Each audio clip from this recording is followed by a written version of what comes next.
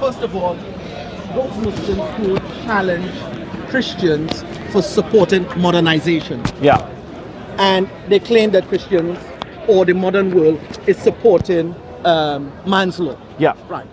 I'm not sure about that statement. I'm not quite sure. But I think what they're trying to say, I'm not saying they're saying it right or they're wrong, but what I think they're trying to say is that if you're a Christian and you want to live in a society and you're loyal to your Christianity, you would want to see a Christian God law ruling. Yeah. Right. And then you see a global world now moving into a godless society. Yeah. So it's where we are moving more towards a godless society. And I'm sure you would appreciate some of that being the case. So the question is, there's an expectation that if I'm a Muslim, I would want to see some Islamic rules, laws, and belief prevailing. Yes. If you're a Christian, you would want to see a Christian society where laws are made and shaping the society based on Christian virtues and values. Yeah. That's a kind of expectation. Okay, so right. That's one. But I also want to say, to my understanding of fiqh, the word fiqh really means to understand. And I don't see the books of fiqh as an attempt to make man-made laws to replace God laws.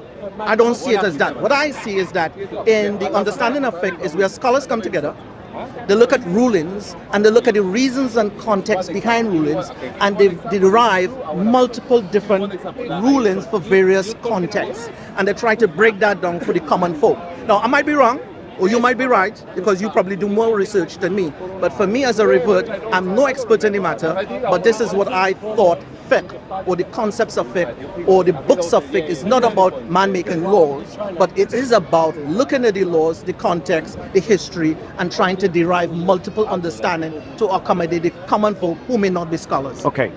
And I think that is a fair description of fiqh, but that fair description of fiqh implicitly admits that the charge that it is man-made laws is a correct one, because there are scholars coming together, they're looking at a principle, some kind of principle about, for instance, salah. Salah is a principle in the Quran, right? But there's no description of salah in the Quran, and there are multiple incomplete descriptions of salah in the hadiths. And so fiqh then steps in and it looks at all these multiple. It sees the principle of salah, it looks at the multiple incomplete descriptions of salah, and then it tries to organize those multiple incomplete descriptions,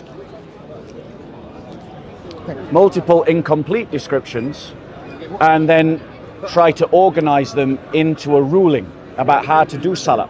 And then you get different schools about how you do salah, what kind of things are accepted, and you end up in the madhabs with some things being permissible in one school but not permissible in another school, right? Now that shows to me that it is man-made law. Now my point, now you raised 2 points. What we talked about, what we think fiqh is, but then you also said, well, there's this idea that we want to see a society run by Christian or Islamic principles. And on that, we're in the same page. Yes, if you're loyal to your beliefs. Exactly. Right. As a Christian, I'm not in favor of the liberal progressive worldview. I'm not. Do you want more? Thank you. I'm not in favor of a liberal progressive worldview. I am in favor of a new Christendom. I argue for it in this park. Right. I advocate for it. I advocate for a Christian theocracy. And in our understanding of Christian theocracy, we are honest about the fact that human beings make laws. It's called secular law. And what I guess I'm saying is that Muslims are kind of tricking themselves into thinking that fiqh is divine law.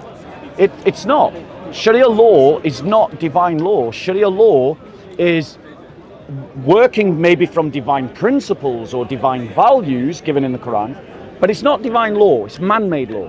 So in other words, you also have ended up with a kind of man-made law, basically. And it's not a divine law. I'll give you one example and then I'll land and you can reply. Yeah. So in one of the legal schools, something like you can't eat crabfish or lobster, and you like Hanafi. It's in the Hanafi school, and in the other 3 schools you can. But they're working from the same book, the same verse, the same passage, but they've come by different principles of fiqh to different contradictory conclusions, right? And to me, if a law is from God, if you're claiming that a law is from God, it can't be man-made. And yet fiqh clearly is man-made law. It's no better than Western secular law. It's not different to Western secular law. So that's the point I'm making. Well, I think the Muslims who make some kind of statement against man-made law, I am with this statement and against it. So I don't think it's an accurate or correct statement. Islam is against man-made law. I don't really take that. I don't follow that view. Yeah. So it doesn't really apply to me. So I believe it's okay to make man-made laws as long as the man-made law does not contradict the laws of God. Yes. Right. So I don't take it as a blanket, but what I do, instead of jumping on a high horse, I kind of assume or seek to clarify, when you say you're against man-made law, are you meaning you're against man-made laws that are made in contradiction against the laws of God? Yeah. That's what I think they mean. You following what I'm saying? Yeah, I'm following. So we're talking about man-made laws. For example, you said fiqh is man-made law. Yes. Right. I see it very differently.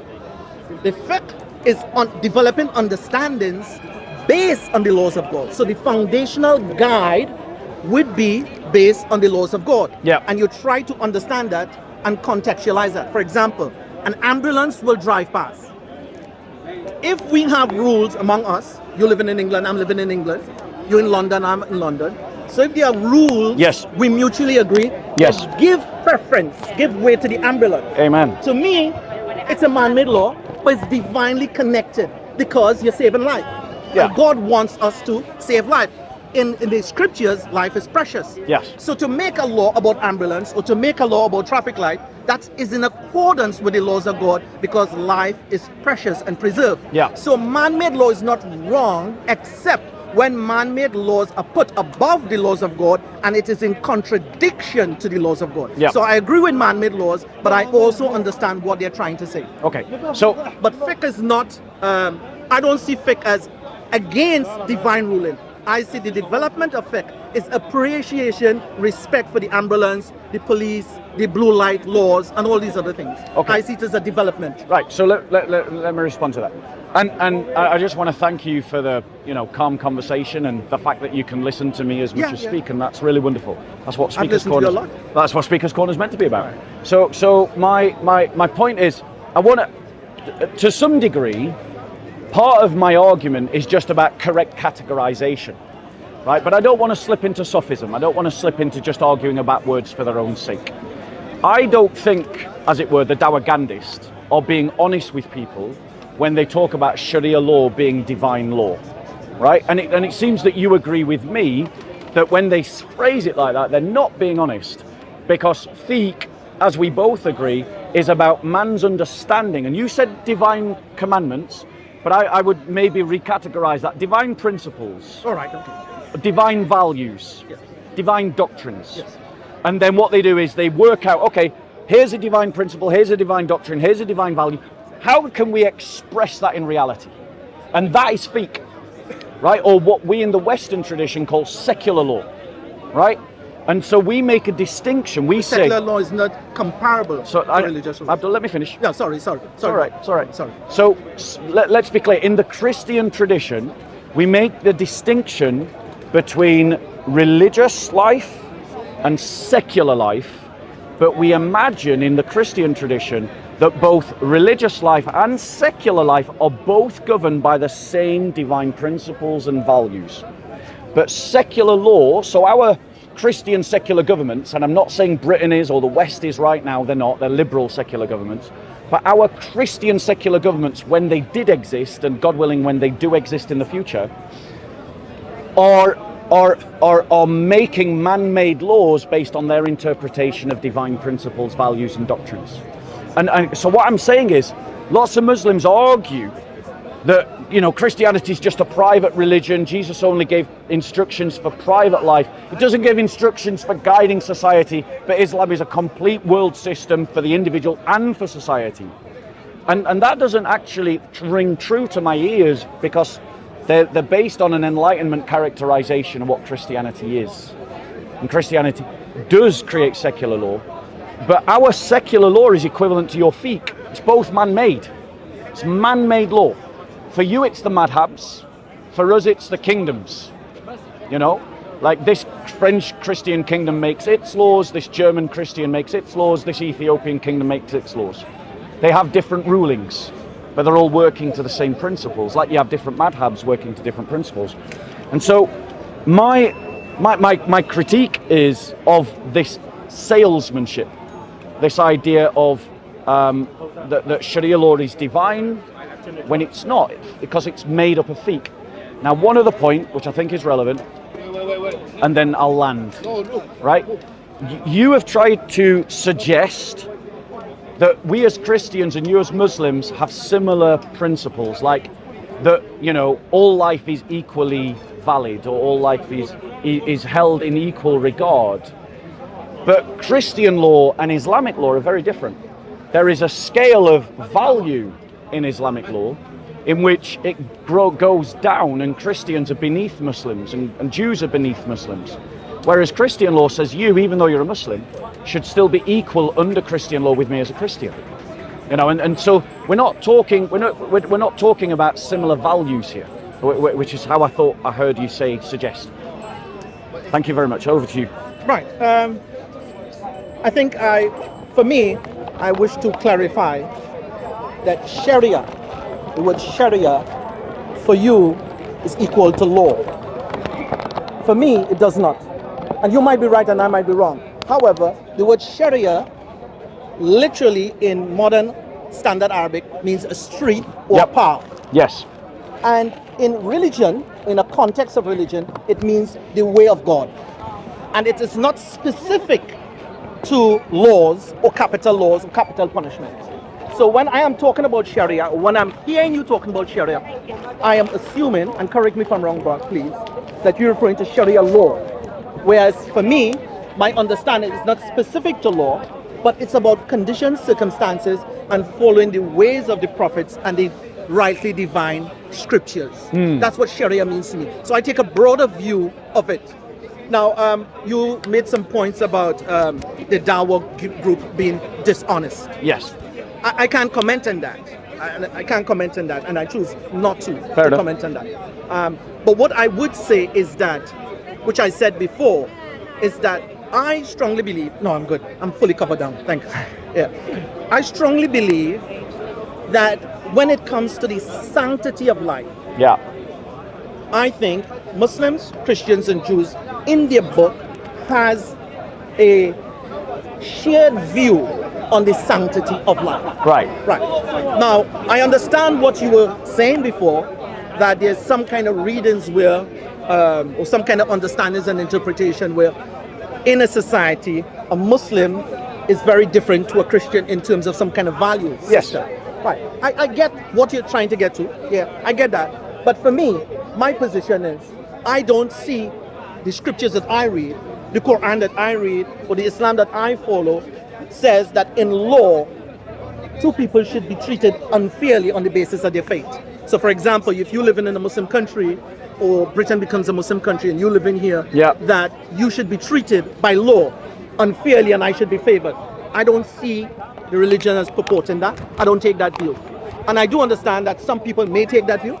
So, and I understand what you're saying. You may find that kind of information on the internet. But for me, I don't share those views. Right. Are you done? Yeah. Sure. Okay. So, and I think your sentiments are very commendable. But that isn't the attitude of the Salafi. That isn't the attitude of the Sahaba. Because when it comes to blood money, for instance, when you look about in the Hadiths, when he talks about blood money, he says that the blood money for a Christian is half that of a Muslim. If a Muslim kills a Muslim, one of the rights of the Muslim victim's family is to demand the death of the Muslim killer. It's called qisas, blood for blood, right? But a Christian can never, if they are murdered by a Muslim, the Christian family can never demand the life of the Muslim. And also, if they can only have blood money. But the blood money, say a Muslim family is the victim of say a Muslim kills a Muslim and a Christian, right? The Muslim family could claim the life of the murderer, the Christians couldn't. The Muslims, if they accept blood money, the value of blood money that is paid to the Christians cannot be the same as that of the Muslim. Now, my point to you is that I would say, given your sentiments, what you've expressed, which are noble, just, honourable, that you're actually closer to the Christian concept of law than an Islamic concept of law, and that actually, Abdul, if you can recognise that, you've got a reason to step further away from Islam and move closer to Christ. Yeah. Well, I understand what you're saying, and I get that, but from my perspective, when the Quran speaks about one person killing another person, the Quran does not advocate money for compensation of death. The Quranic theme that I read from advocate forgiveness is better. So the Quran encouraged mankind not to kill each other, but in the event one man kill another man, then forgiveness is what the Quran is pushing. So that's the spirit of it. Now, in a case where we cannot acquire that, then some sort of compensation has to be adjudicated. Now, I don't want to go deep into this because I'm no expert in the matter. As a matter of fact, you may do more research in this matter than me. So I'm quite happy to listen to what you're saying. And I could possibly go back and do a little research and reading. But from what I have known, what I read, the spirit of the Quran is to avoid bloodshed. Avoid bloodshed as much as you can. And in the event of it happening, forgiveness and reconciliation is the better option for both parties. Right. So, again, very noble sentiments, very honourable sentiments, things that I laud you for, things that I applaud you for. But I think it's fair to say that maybe I have studied this more than you, right?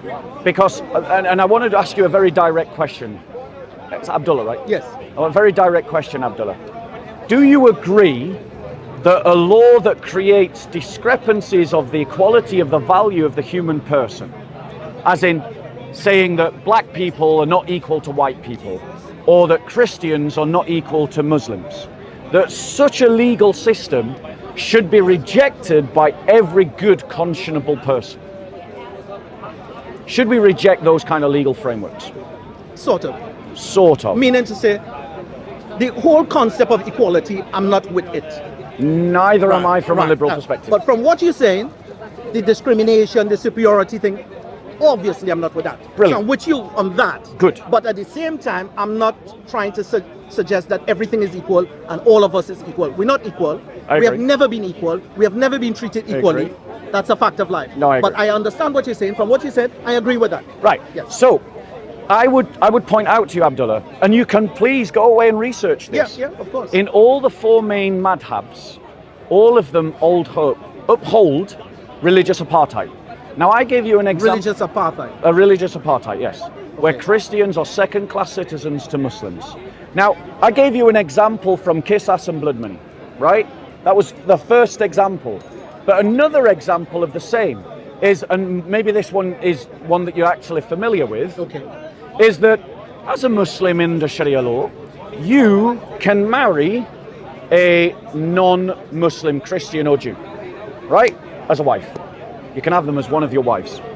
But a woman, a Muslim woman, even if she's in love with a Christian man, can't marry a Christian man. Now, that's discriminatory in two senses. It discriminates against the woman because it means that the woman doesn't have equal rights to the man. And it discriminates against the Christian because a Christian man can't have the equal rights to a Muslim man. We can't do the same action in reverse direction. Now, that's an example that you're more familiar with, I'm sure. And so this would be a demonstrable example of discrimination in Sharia law that you've just agreed just 2 minutes ago that is something we should step away from. That is something we should oppose and we should remove ourselves from. So do you condemn that practice within the Muslim culture, that you could marry a Christian or a Jew, but I can't marry a Muslim in Sharia law? Now, let me see if I can wrap my head around this, Bob. Yeah, okay. First of all, as I said before, I don't believe in superiority. I don't believe in equality. And I don't believe that in a family structure, every party is equal. I don't believe in that. Yeah. Right. And from where I come from a Christian background, raised in a Christian home, Yeah. single parent, very poor, from Yeah. Trinidad and Tobago. We come from a background where the man is the head of the home. Yes. He's the sultan, he's the authority of the home. Okay. And there's no equal rights between the wife and the husband. The children doesn't have equality.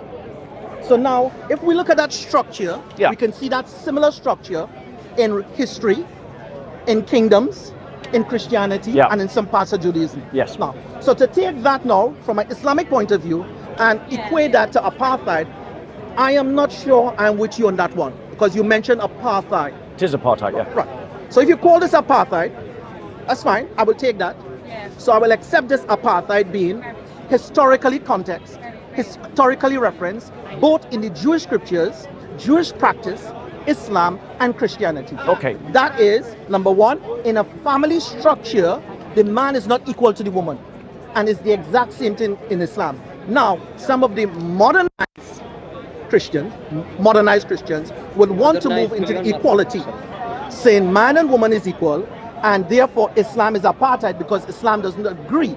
And I think this is where some of the arguments come. Some of the Muslims take tension or take issue with the Christian community to support the modernist agenda in reconstructing the family life into making everybody equal. Right. And to some extent, they give the woman more rights than the man, and they give the children more rights than the father, that even a child could call the police and get both parents locked up in prison.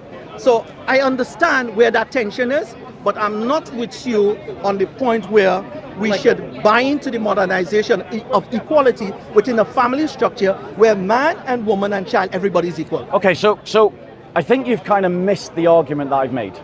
So allow me to remake it. Because you went off into a segue. Okay. And you attacked a position I don't hold. Okay. I don't agree with equality.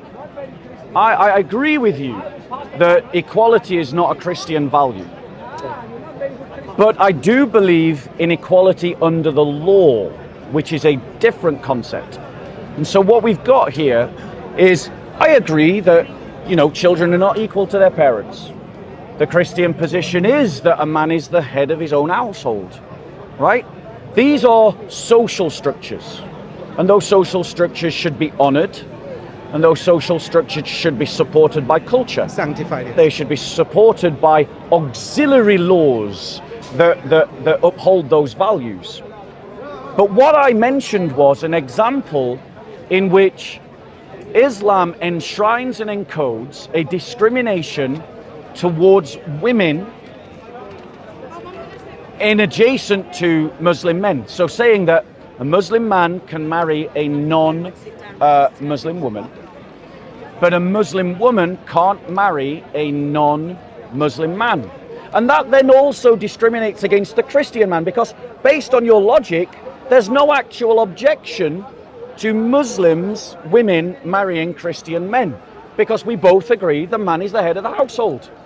And so the man should govern his house according to Christian love, in love and charity, in which he honors his wife and loves his wife like Christ loves the church. Yes. That Muslim woman is going to be in a good position because she's being loved like Christ loves the church. That's a good thing, Whereas in Islam, you're saying that marriage can't happen. So you're discriminating against the man and you're discriminating against the woman. But your reasoning to justify that doesn't justify the discrimination. Okay. Because that's a social value. Yes. And what you're doing is you're creating an inequality in law. So it is a religious apartheid. Now let me ask you this question, Abdullah. Let's imagine we create a society in which Muslims don't have the same rights as Christians in a Christian society. Would you object to that? If Muslims, for instance, let's say that if someone converts to Islam, we should kill them. If that we shut down mosques where, or we forbid the building of mosques or forbid the repairing of mosques, or we said, for instance, that Muslim men can't marry Christian women, but Christian men can marry Muslim women, and we support that in law. Or we said that Muslims can't do dawah on the street. Be honest with me now, Abdullah. Would you call that Islamophobic? Would you say that that's discrimination? Would you say that that's unjust? Can I reply to the first point you make and then get to that second point? Of course you can. Yeah. That's what I've been doing. So you said, which is very crystal clear, discrimination and apartheid. Those are two very powerful words. Correct. And what you're saying, the mere fact that a Muslim man is allowed to marry a Christian woman, but a Christian woman is not allowed to marry a Muslim man. Sorry, a Christian man can't marry a Muslim woman. Right, a Christian man cannot marry a Muslim woman. And for you, that's apartheid. That's an example of apartheid, yes. Yes, that's apartheid. But the question is, do you call what's happening in Palestine and Israel apartheid? Are you handing the conversation back to me? I'm just trying to build a little bit of ground. I'll let you into the definition of apartheid. I'll let you make your point. No, so I'm just trying to build some ground. Because for me, when we use the word apartheid, yes, we send in very strong messages. Except if you work for the media and you're trying to evoke some exaggeration. But the question is, when we use the word apartheid and discrimination, these are two very powerful words. Do you want an example of an apartheid state? No, just I'm asking, for me, my question is, which I want you to help me. Do you see the Zionist actions for the past 80 years as apartheid? That's the question I'm trying to ask. Okay, and I will address that. I want to make. And if you agree with that, then we're going back to the same point. So an example of an apartheid state is Saudi Arabia. Saudi Arabia applies apartheid laws in which Christians don't have equal rights to Muslims in Saudi Arabia. They can't practice their religion publicly. People can't convert to Christianity from Islam. Christians don't have equal compensation rights for blood money or in terms of qisas. Christians can't marry who they want. Even if a Muslim wants to marry a Christian and a Christian wants to marry a Muslim, that can't be allowed. Right. So that is my example of an apartheid Classic. System, right? Classic example. So that is a classic Islam. Perfect example of an apartheid system. Right. And I'm saying that good people should oppose that system. And in Israel, none of those matter. That there is discrimination in Israel. But not apartheid. I'm getting to it. All right, go on. There is discrimination in Israel. All right. But in England is discrimination. Yes, exactly. Right. And so Israel is probably at the upper end of the spectrum of discrimination, but it hasn't passed the boundary of apartheid. Why? It has not passed the boundary. Why? So Israel is not apartheid. Why? Because in Israel, and I'm not going to allow this debate to get sunk into a let's blame the Jews kind of argument. No, we're not going there. Good. Honestly. But my point is good. You raised the question of apartheid. And I'm answering your question. And I'm trying to get a reference of apartheid. I've given you one. Saudi Arabia is the reference. The most perfect example of apartheid, but Israel is not. Agreed. And here's the reason why. In Israel, I don't know the exact number of how many Arab citizens there are, but Arab citizens in Israel have exactly the same right as Jewish citizens in Israel. There is an Arab judge who has passed judgment on the Jewish Prime Minister of Israel, Netanyahu. So much so that Netanyahu's government is trying to change the law about what the judges can do because an Arab judge pronounced judgment. What's the name of that judge? What? I don't remember his name. How you know he's Arab? Yeah, I know it because I've read about it. Okay. But I read about it ages ago, like when the court case was happening inside Israel. But that was it was a couple of years old now, so I don't remember his name, and I'm rubbish with names anyway. Okay. So yes, there's discrimination in Israel, absolutely. As there's discrimination in Britain. As there's discrimination in Britain. But Israel is not as bad as Saudi Arabia. No, we're not talking about bad. You see the concept of good and bad? All right. Israel is not an apartheid like Saudi Arabia is. And like Sharia law advocates. It is not apartheid, or it's not apartheid as? It is not an apartheid. It's not apartheid. It's not an apartheid. Saudi is apartheid. Yes. But Israel is not apartheid. Correct. Good. I understand that. So I'm just trying to get an understanding. In your mind, what is in your mind as a reference is apartheid? And now you're crystal clear. Crystal clear. So what we say now, Islam is apartheid. Correct. And Islam is apartheid because the man is allowed to marry a Christian woman, Muslim man, but a Christian man cannot marry a Muslim woman. And also a Muslim woman can't marry a Christian man. Right. So there's two kinds of discrimination, one against women and the other against Christians. Okay. So just who can marry who and who are not allowed to marry who, that in itself is your definition of apartheid. No, because obviously marrying children is wrong. No. And wait. Marrying children is morally wrong. And so groups that advocate for marrying children, like the left-wing paedophile progressive movement that pushes for the sexualization of children, or even some of your co-religionists in this park who advocate for marrying children, and I don't know what position you hold on that, Abdullah. Obviously, you should not be able to marry children. Because children don't have compos mentis ability to make adult-like decisions. They don't have the brain power to do that. They've not got the brain development. And so it isn't a case that just because the law discriminates between one position and another, therefore you've got apartheid. But it is when you've got like for like, i.e. man for man or woman for woman, that you end up discriminating along those lines.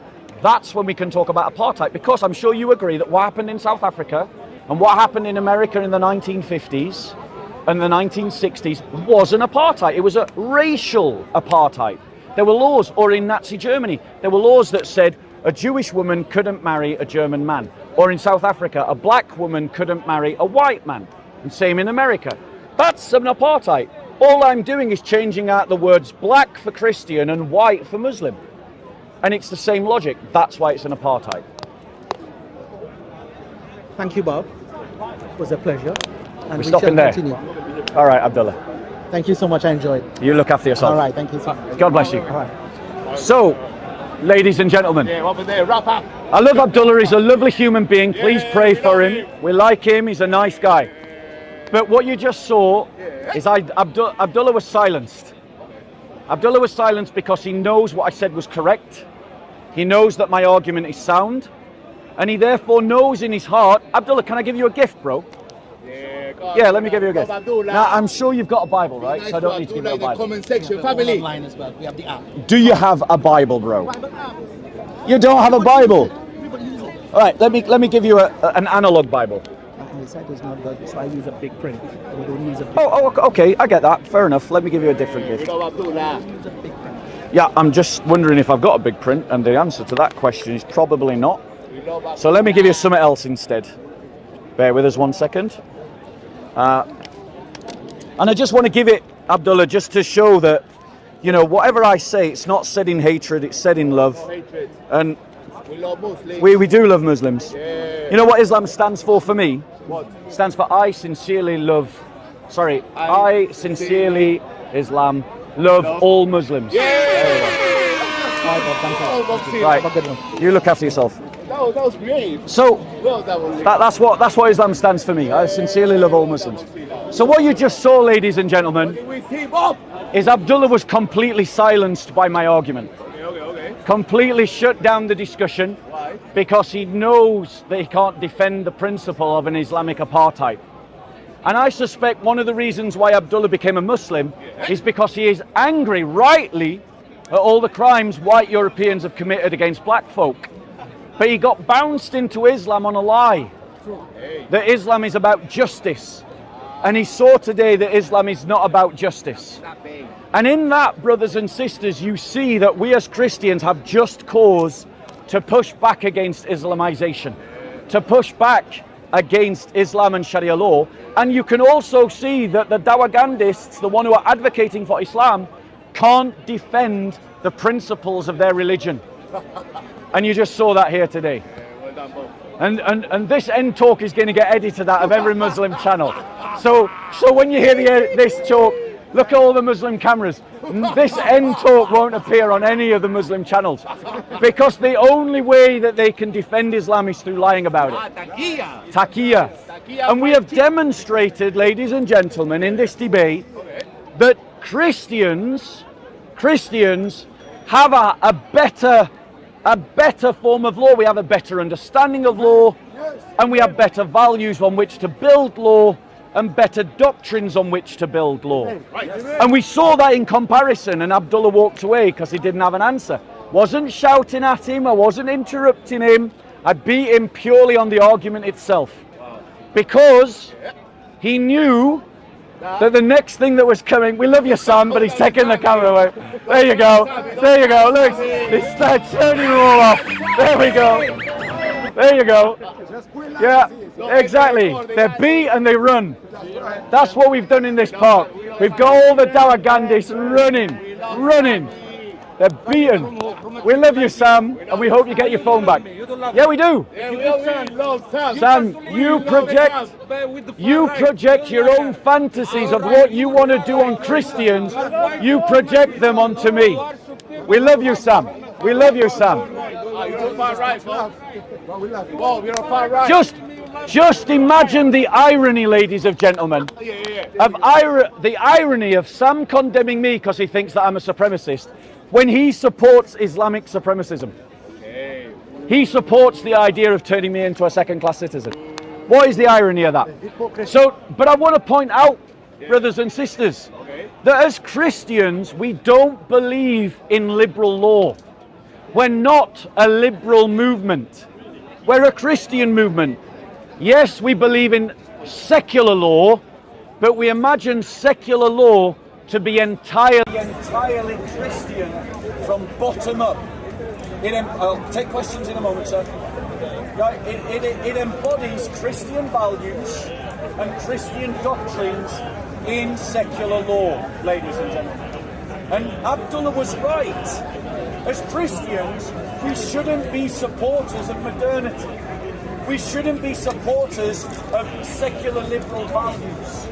We should be supporters of Christian values and Christian doctrines in how those make the law. Any questions? Can I go off a slight tangent?